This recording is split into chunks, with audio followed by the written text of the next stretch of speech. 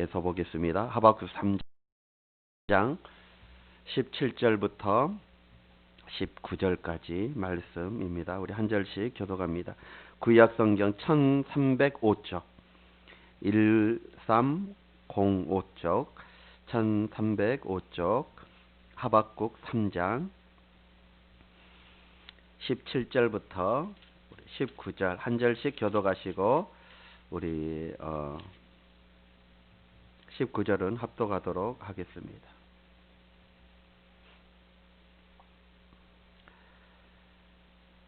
(17절) 봅니다. 비록 무화과 나무가 무성하지 못하며 포도나무에 열매가 없으며 감람나무에 소출이 없으며 밭에 먹을 것이 없으며 우리의 양이 없으며 외양간에 소가 없을지라도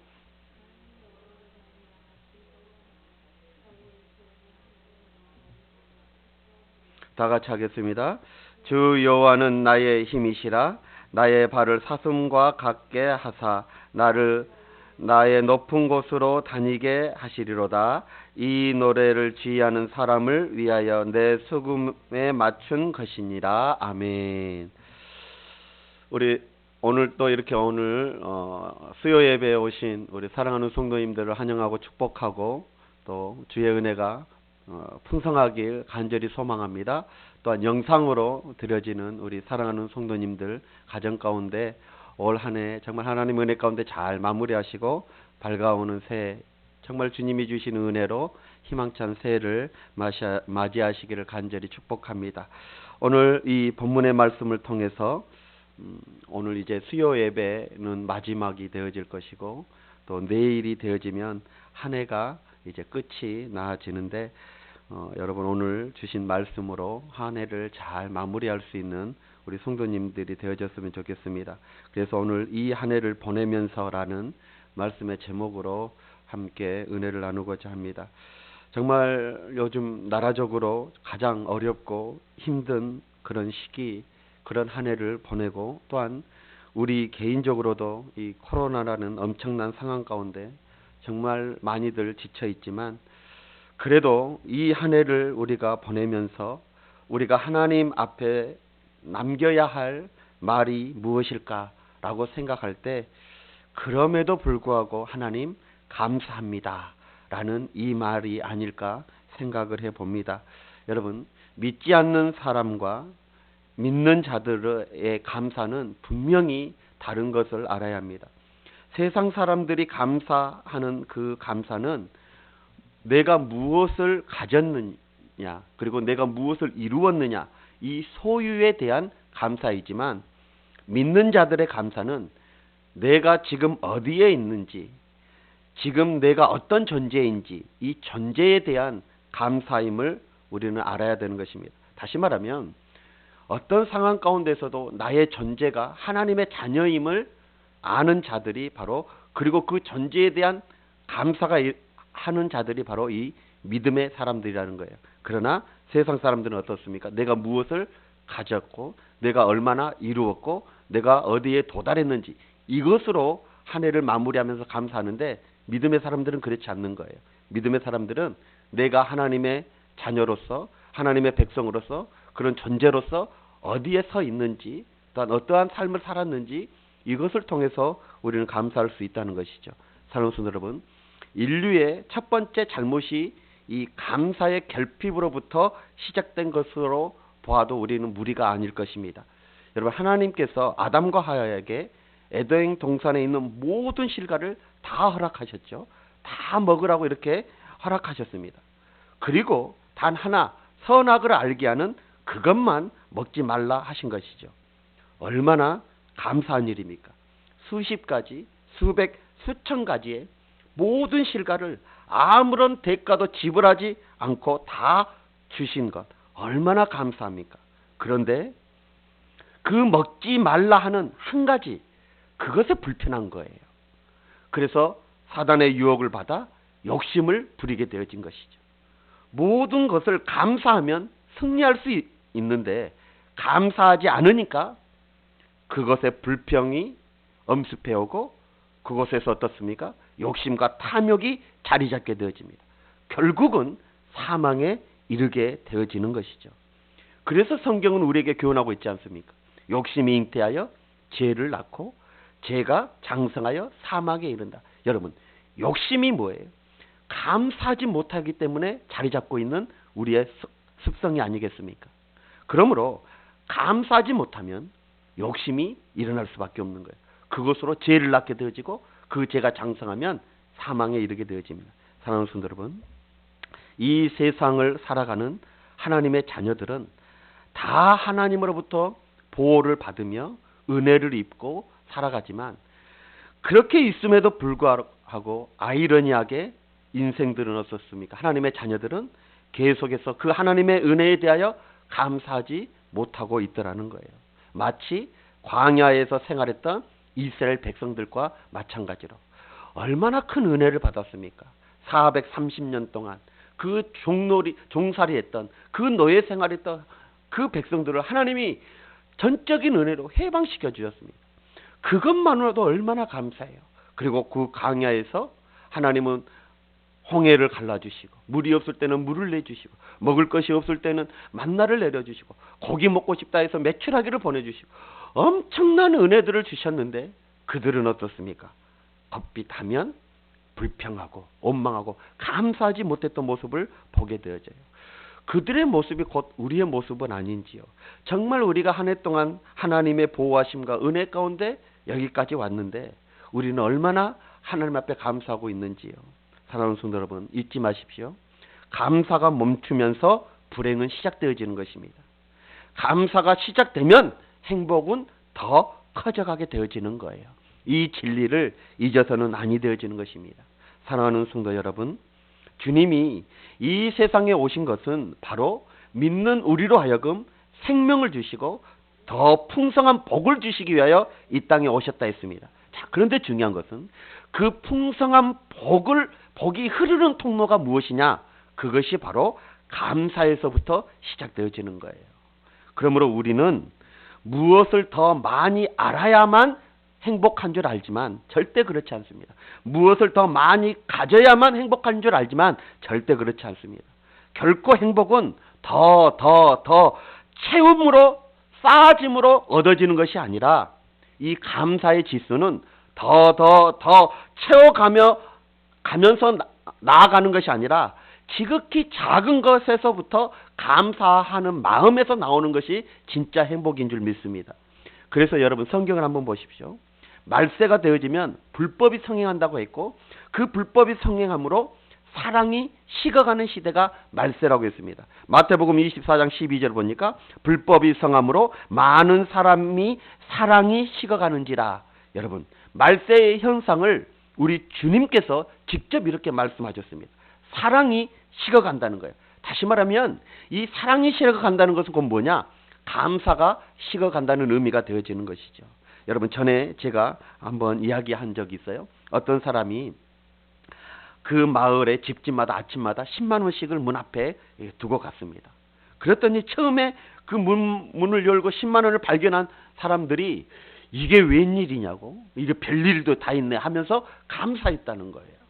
그런데 시간이 지날수록 다음 주에도 10만 원, 그 다음 주에 10만 원을 하니까 이것을 이제 당연하게 여기는 거예요.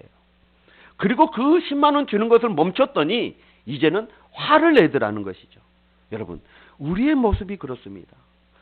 지금 이 시대가 바로 이렇게 사랑도 감사도 식어가 버린 시대가 되어지는 거예요.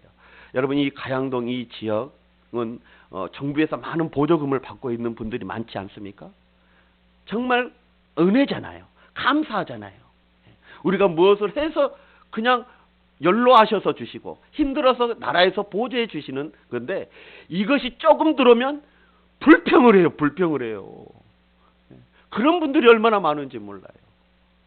사랑하는 성도 여러분, 감사가 식어가고 있습니다. 그것이 당연한 것이 아닌 거예요. 당연한 것이 감사할 일인 거예요. 그런데 당연한 걸로 아까 말씀드렸던 것처럼 10만 원씩 주니까, 그 10만 원 주니까 처음에는 감사한 거예요. 그런데 시간이 지날수록 감사가 사라져 버려요. 그리고 이제 안 주니까, 부족하게 주니까, 조금 주니까 불평해요. 화를 내요. 사랑하는 성도 여러분, 우리의 모습이 그런 거예요. 여러분, 우리가 신앙생활하는 이유가 무엇입니까? 세상으로부터 식어져 버린 그 사랑을 주님으로부터 회복하고 또 세상으로부터 식어져 버린 그 감사를 주님의 은혜 안에서 회복하기 위함이 아니겠습니까? 그래서 여러분 사도 바울 한번 보십시오. 어려울 때나 가난할 때나 비천할 때나 어떤 형편에서든지 항상 감사하는 일체의 비결을 배웠다라고 신앙 고백을 하고 있지 않습니까? 여러분, 신앙생활은 바로 상황과 형편에 상관없이 자족함을 알고 그리고 주어진 그 은혜에 감사하는 것, 이것이 바로 믿음 생활이 되어진 줄 믿습니다. 그래서 여러분, 이런 의미에서 우리는 이 코로나 속에서도 감사할 수 있다라는 거예요. 이런 의미에서 우리는 이 코로나 속에서도 감사할 수 있어. 그러므로 우리가 이 한 해를 보내면서 마지막 남길 말이 무엇이다? 하나님 감사합니다. 이 고백을 우리가 남겨야 될 줄 믿습니다. 자, 그러면 우리 믿음의 사람들은 어떤 감사를 해야 되느냐? 바로 이 믿음의 사람들 한번 따라올 거예요. 믿음의 사람들은 환난 중에도 감사해야 됩니다. 그렇습니다. 오늘 본문의 주인공인 하박국 선지자를 한번 보십시오. 하박국 선지자가 바로 그런 사람입니다. 환난 중에도 감사한 인물이 이 하박국 선지자입니다. 하박국 선지자는 유다가 이 바벨론에 의해서 멸망당할 쯤에 활동했던 선지자가 이 하박국 선지자예요. 근데 그 하박국 선지자는 바벨론이 유다에 쳐들어올 것을 알았어요. 그로 인하여 이 유다의 자기 민족에게 엄청난 고난과 환난이 당할 것을 알고 있었어요. 너무 놀라서 슬퍼서 말을 제대로 할 수 없을 정도로 그러한 심정에 있었던 것입니다. 그럼에도 불구하고 오늘 본문에서 하나님께 감사의 노래를 지금 이 하박국 선지자가 부르고 있는 거예요. 여러분, 어떻게 이런 일이 가능할까요? 이것은 바로 하나님이 자신과 함께하고 있다는 것을 알았기 때문인 것입니다. 여러분, 신앙생활은 바로 괴로우나 즐거우나 주님이 나와 함께 하신다는 그 은혜 속에서 감사함을 느끼는 것, 이것이 바로 신앙생활이고 믿음생활인 줄 믿습니다. 사랑하는 성도 여러분, 믿음의 사람들은 세상에서 날마다 환난을 당할지라도 항상 하나님이 나와 함께 하신다는 그 한 가지 이유만으로도 충분히 감사할 수 있어야 되는 것입니다. 그러므로 여러분, 믿음의 사람들은 이 코로나라는 어려운 상황 속에서도, 이 힘들고 환난을 당하는 상황 속에서도, 그 가운데서도 하나님께서 함께 나와 언제나 함께 하신다는 것, 이것을 바라보면서 감사할 수 있는 우리 모두가 되어야 될 줄 믿습니다. 여러분, 욥기를 한번 보십시오. 욥기 23장 10절에 보니까 엄청난 환난과 시련을 겪었던 욥의 신앙의 간증이 나오고 있습니다. 그가 뭐라고 고백합니까? 나의 가는 길을 그가 아시나니 그가 나를 단련하신 후에 내가 정금같이 나오리라. 이것이 그의 신앙의 고백 아닙니까? 여러분, 환난과 고난을 주시는 그 하나님, 욕하고 죽으라라고 그 욥의 처가 말하지 않습니까? 그런데 욥은요, 그렇게 말한 그 아내 처를 불쌍히 여겨요. 그리고 욥은 자신에게 닥치는 이 환난을 자기를 연단하여 하나님께서 정금같이 나오게 하시는 그 하나님의 손길로 그는 아멘으로 받아들이는 것을 보게 되어져요. 여러분, 우리도 마찬가지예요. 이러한 욥의 관점에서 우리는 이 코로나19를 한번 적용해 봐야 되는 거예요. 이 코로나19라는 엄청난 전염병도 우리의 신앙을 연단하시기 위한 하나님의 손길로 우리는 아멘으로 받아들일 수 있어야 되는 거예요. 여러분, 욥이 그렇지 않습니까? 하루아침에 자녀들이 다 죽었어요. 재산이 다 날아갔어요. 이 엄청난 환난을 당한 욥이 그 상황을 아멘으로 받아들이잖아요. 사랑하는 성도 여러분, 이 코로나19로 그래서 그 아멘으로 받아들이는 욥이 어떻게 고백해요? 이 연단은 하나님이 나를 정금처럼 나오게 하시기 위한 하나님의 손길이다 라고 고백을 해요. 우리도 마찬가지입니다. 코로나19라는 이 엄청난 상황 가운데 이것을 통해서 우리의 믿음이 정금처럼 나오기 위한 하나님의 손길이므로 우리는 아멘으로 받아들여야 되는 거예요. 그래서 원망하거나 불평할 것이 아니라 그 상황 속에서도 함께 하시는 그 하나님께 감사하고, 그리고 더욱더 우리는 믿음으로, 신앙으로 반응할 수 있는 누구처럼? 욥처럼. 그렇게 반응할 수 있는 우리가 되어져야 될 줄 믿습니다. 그리하면 마침내 갑절의 축복을 받게 되어지는 거예요. 이것이 하나님의 법칙입니다. 이것이 하나님의 진리인 거예요. 그러므로 여러분, 우리는 이 코로나 상황 속에서도 절대 원망하거나 불평할 것이 아니라 그 상황에서도 나와 함께 하시는 그 하나님, 이 상황을 통해서 나를 정금처럼 나오게 하실 그 하나님의 손길, 그 손길에 감사할 수 있는 우리 모두가 되어져야 될 줄 믿습니다. 자, 환난을 통한 시험은 항상 두 가지가 있음을 우리는 알아야 되는 것입니다. 여러분, 사단은 할 수만 있으면 믿음의 사람이라 할지라도 넘어지게 하고 쓰러지게 하는 그런 시험을 우리에게 주지만, 하나님은 할 수만 있으면 우리를 바로 세우기 위하여 우리에게 믿음의 연단을 허락하신다는 거예요.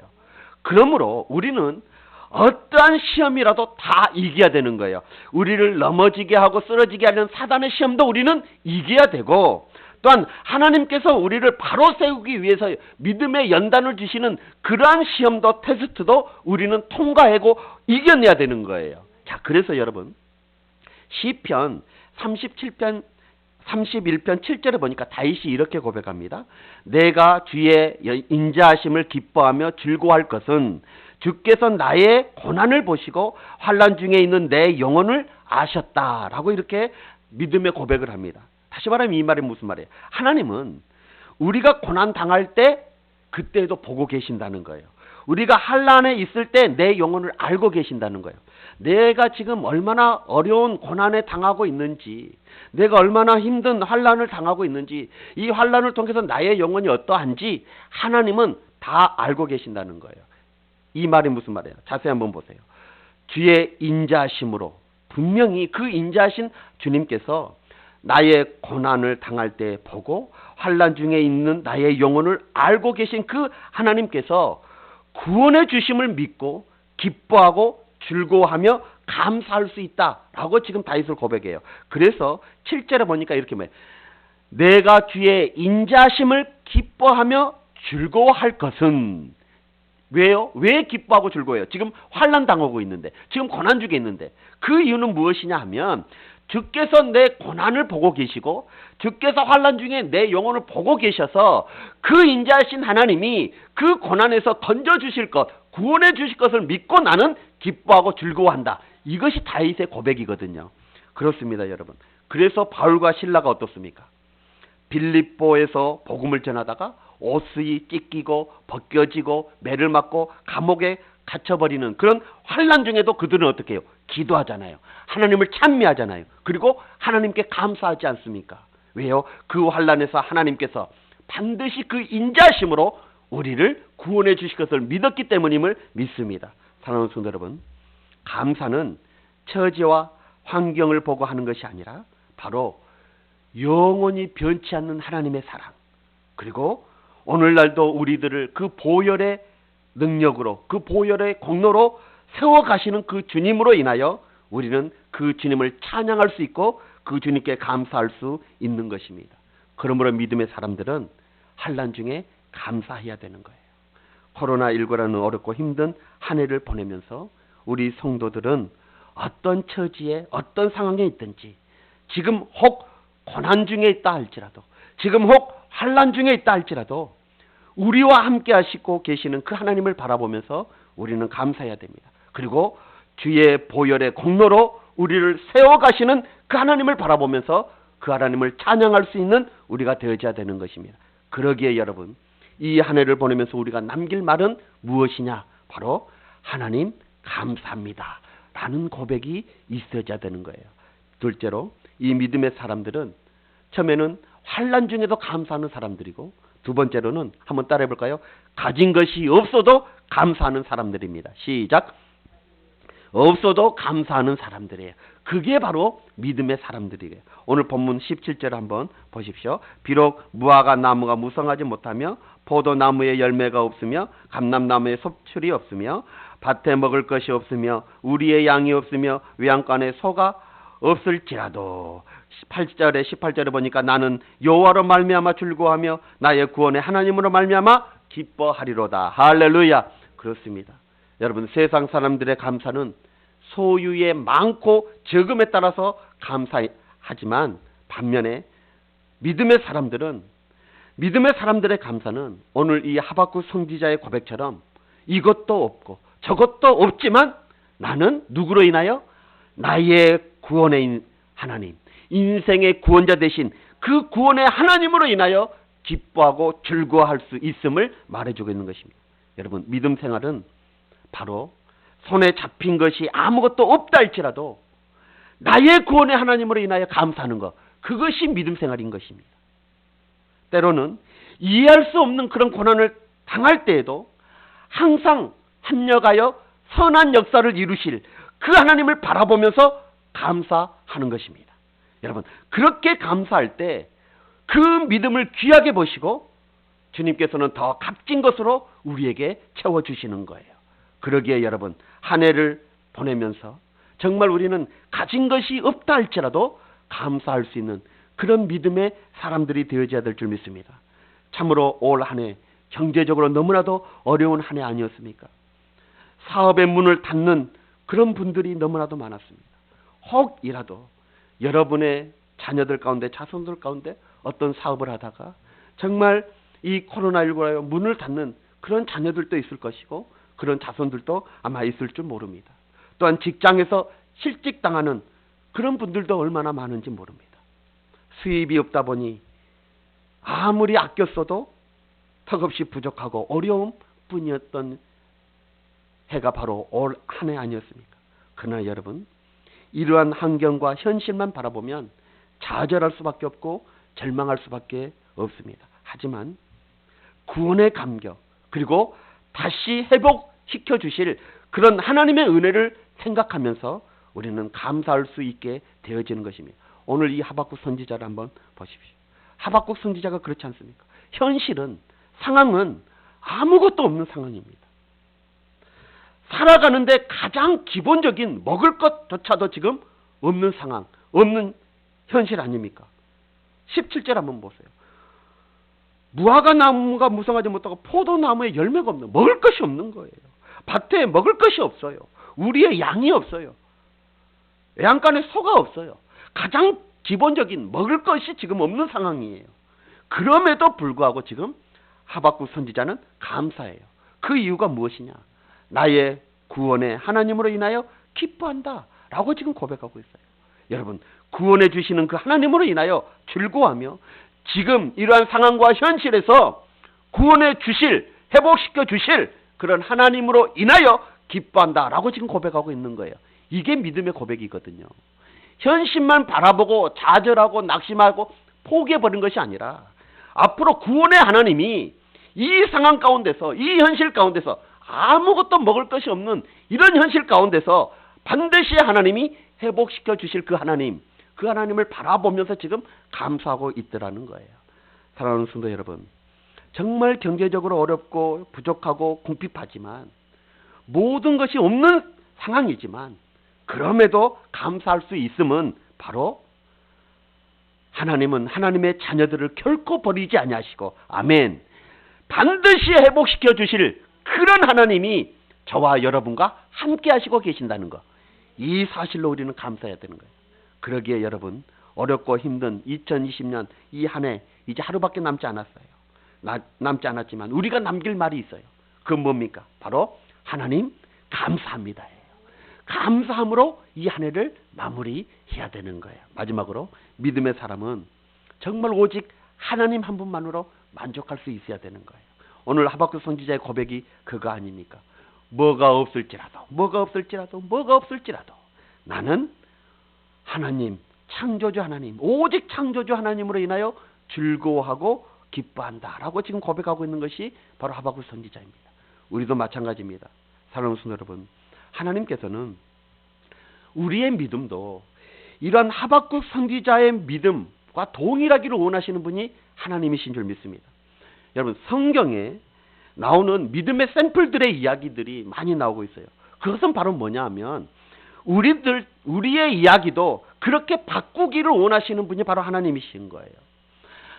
여호수아가 요단강을 건너는 사건 한번 보십시오. 그리고 여리고 성을 무너뜨리는 그런 사건을 성경에 기록한 이유는 뭐냐면 그런 역사를 이야기하려고만 한 것이 아니라 우리의 믿음도 우리의 신앙도 여호수아와 같이 요단강을 건너고 여호수아와 같이 여리고성을 무너뜨리는 그런 신앙으로 바뀌기를 원하셔서 하나님이 기록해 놓으신 거예요. 여러분 다윗도 한번 보십시오. 골리앗 앞에서 정말 하나님을 의지하고 너는 칼과 창으로 나오지만 나는 만군의 여호와의 이름으로 나아가느니라. 왜 이것을 성경에 기록했느냐? 하나님은 우리의 믿음도 다윗과 같이 어떤 골리앗 같은 어려운 문제가 온다 할지라도 하나님을 의지하고 나아가는 그런 믿음이 되기를 원하셔서 이 기록을 하게 되어진 거예요. 그렇습니다, 여러분. 성경에 기록된 우리의 믿음의 샘플들, 믿음의 모델들, 그들처럼 우리의 믿음도 우리의 신앙도 그렇게 바꾸어지기를 원하셔서 성경에 기록된 다니엘도 마찬가지잖아요. 조서에 사자굴에 던진다는, 다른 신에게 절을 하거나 기도하면 사자굴에 던진다는 것을 알면서도 하루에 3번씩 창문을 열고 기도했던 그 다니엘처럼 우리도 그러하기를 원하시는 분이 바로 하나님이시더라는 거예요. 사드락과 메삭과 아벳노고도 마찬가지지 않습니까? 우상에게 드렸던 그 음식을 먹지 않음에도 불구하고, 그래서 풀무불에 던진다 할지라도 나는 하나님을 저버리지 아니하겠다, 오직 하나님만을 의지하겠다, 이런 믿음을 되기 원하셨던 하나님, 여러분 우리가 그렇게 되어져야 되는 거예요. 오늘 하박국 선지자의 이 신앙이 우리의 신앙으로 바꾸어져야 되는 거예요. 아무것도 없다 할지라도, 아무것도 가진 것이 없다 할지라도 나는 여호와 하나님으로 인하여 기뻐하고 즐거워한다. 나의 구원의 하나님으로 인하여 나는 감사한다. 이 신앙으로 바꾸어지기를 원하시는 분이 바로 우리 하나님이시더라는 것입니다. 사랑하는 성도 여러분, 하나님은 어떤 상황에서도 이러한 우리 신앙의 선배들, 우리에게 신앙의 믿음의 모델로 소개해준 그런 모습으로 우리의 신앙이 바꿔지기를 원하시는 것이 하나님의 마음인 것입니다. 그러므로 우리가 정말 구원의 하나님으로 인하여 감사하기보다 물질적이고 세속적인 축복만 관심을 두고 있는 것은 곧 하나님의 뜻이 아니다는 거예요. 왜요? 하나님께서는 수많은 우리의 모델의 믿음의 샘플들, 믿음의 모델들을 통해서 우리에게 보여주신 것이 바로 그거예요. 우리가 물질적인 것, 그리고 세상적인 축복만 관심을 두는 것, 그것은 결코 하나님의 뜻이 아님을 말해주고 있는 것입니다. 사랑하는 성도 여러분, 우리는 구원의 하나님 그분만으로 충분하고 만족하는 그런 성도들이 되어져야 될 줄 믿습니다. 육신에 있는 사람들은 결코 하나님을 기쁘시게 할 수 없습니다. 로마서 8장 8절에 사도 바울은 우리에게 분명히 이렇게 말씀하십니다. 육신에 있는 자들은 하나님을 기쁘시게 할 수 없느니라. 사랑하는 성도 여러분, 믿음 생활은 바로 우리 곁에 한결같이 우리를 사랑하시고 또한 우리를 한결같이 지켜주시고 언제나 우리와 함께 하시는 그 하나님만으로 우리는 기뻐하는 것, 이것이 믿음 생활이 되어지는 것입니다. 우리 모두 하나님 한 분만으로 만족하십시다. 갓난 아이를 한번 보십시오. 엄마 한 명만 있으면 전쟁 중에도 평안을 얻고 비바람과 눈보라 속에서도 잠을 잘 수가 있어요. 엄마 품에서 잠을 잘 수가 있어요. 그 이유는 무엇입니까? 그 갓난 아이에게 엄마만 있으면 그 엄마에 대한, 엄마가 자기를 책임져 주실 것을 무의식 중에 그는 알고 있기 때문인 것입니다. 또한 그 엄마에 대한 무한한 믿음, 무한한 신뢰가 있기 때문인 것입니다. 여러분, 우리의 믿음이 그래야 돼요. 하나님에 대한 절대 신뢰가 바로 이리해야 되는 것입니다. 어떤 상황 가운데서도 하나님 한 분만으로 만족하고 그 하나님께서 어떤 상황 가운데서도 나를 책임져 주시리라. 그 신앙 안에 우리는 감사할 수가 있게 되어지는 거예요. 여러분, 우리가 진짜 믿음 생활을 하는 것은 뭐예요? 환난 중에서도 감사할 수 있는 그 사람이 진짜 신앙 있는 사람이 아니겠습니까? 평안할 때는 누구나 다 할 수 있는 거 아니에요? 그러나 요즘처럼 진짜 어렵고 진짜 힘들고 정말 감사할 그런 상황이 없는 그런 사람이 감사하는 것, 그것이 진짜 신앙의 사람이고 그것이 진짜 믿음 생활 제대로 하는 그런 사람 아니겠습니까? 사랑하는 성도 여러분, 세상의 감사는 조건에 대한 감사이지만 믿음의 감사는 우리를 조건 없이 사랑하시는 하나님에 대한 감사임을 잊어서는 아니 될 줄 믿습니다. 그러므로 어렵고 힘든 이 한 해를 보내면서 우리가 남길 말은 하나밖에 없어요. 그게 뭐냐? 하나님 감사합니다. 이 고백뿐인 것입니다. 이제 말씀의 결론을 내립니다. 저와 우리 모두가 지금 환난 중에도 또한 가진 것이 없어도 또 오직 구원하시는 그 하나님만으로 감사하며 또한 살아가는 복된 주인공들이 되시기를 간절히 축원합니다. 정말 이 한 해를 보내면서 우리가 남길 한마디는 바로 하나님 감사합니다. 그것뿐임을 우리는 알아야 합니다. 모든 것이 하나님의 은혜였기에 우리는 환난 중에도 가진 것이 없어도 오직 하나님 한 분만으로 감사할 수 있는 우리 성주교의 모든 성도들이 되어져야 될 줄 믿습니다. 2020년 이 한 해가 이제 이틀밖에 남지 않았습니다. 오늘 그리고 내일이 지나면 이 한 해가 끝이 납니다. 이 한 해를 보내면서 정말 우리 믿음의 성도, 우리 사랑하는 성주교의 모든 성도님들, 정말 우리가 다시 한번 고백해야 할 말이 있습니다. 정말 이 마지막 한 해를 마지막으로 마무리하고 남기고 보내야 할 말이 있는데 그것이 바로 하나님 감사합니다입니다. 여러분, 그런 고백 속에서 이 한 해를 잘 마무리했으면 좋겠습니다. 우리 한번 해볼까요? 하나님 감사합니다. 기도하겠습니다. 우리 한번 오늘 말씀 붙잡고 한번 기도했으면 좋겠습니다.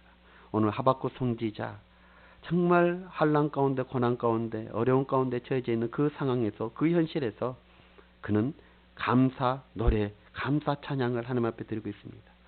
그 이유가 무엇입니까? 바로 구원의 하나님입니다. 이 상황에서 구원해 주실 하나님, 나의 영혼을 구원해 주신 그 하나님이 나와 함께 하시고 나에게 이런 놀라운 역사를 이루실 것을 믿고 이는 감사하고 있는 것입니다. 우리 오늘 한 해를 이제 마지막 보내고 있는데 우리가 고백해야 될 마지막 한마디는 하나님, 그럼에도 불구하고 하나님 감사합니다. 이 고백일 것입니다.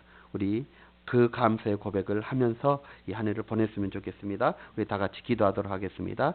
할렐루야. 사랑하신 하나님, 참으로 감사합니다. 정말 다사다난했던 한 해입니다. 어렵고 힘들고 지친 한 해였습니다. 정말 나라적으로도 우리 개인적으로도 정말 힘든 그런 한 해였습니다. 그럼에도 돌아보면 하나님의 은혜였음을 고백합니다.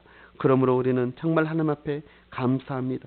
믿음의 사람들은 환난 중에도 감사하는 사람들입니다. 믿음의 사람들은 가진 것이 없어서 감사하는 사람들입니다. 그 이유는 하나님이 나와 함께 하시고 그 하나님의 구원의 하나님의 감격이 있기에 우리는 감사하게 되어진 줄 믿습니다. 우리 사랑하는 성도들이 이 한 해를 마무리하면서 정말 하나님 앞에 감사할 수 있는 성도들이 되게 하여 주옵소서. 어렵고 힘든 상황이지만 하나님 감사합니다. 가진 것이 없지만 하나님 감사합니다. 이렇게 고백하는 우리 성도들이 되어질 수 있도록 주님 역사하여 주옵소서. 그리하면 우리 하나님께서 구원의 하나님께서 이 모든 상황에서 회복시켜 주실 줄 믿습니다.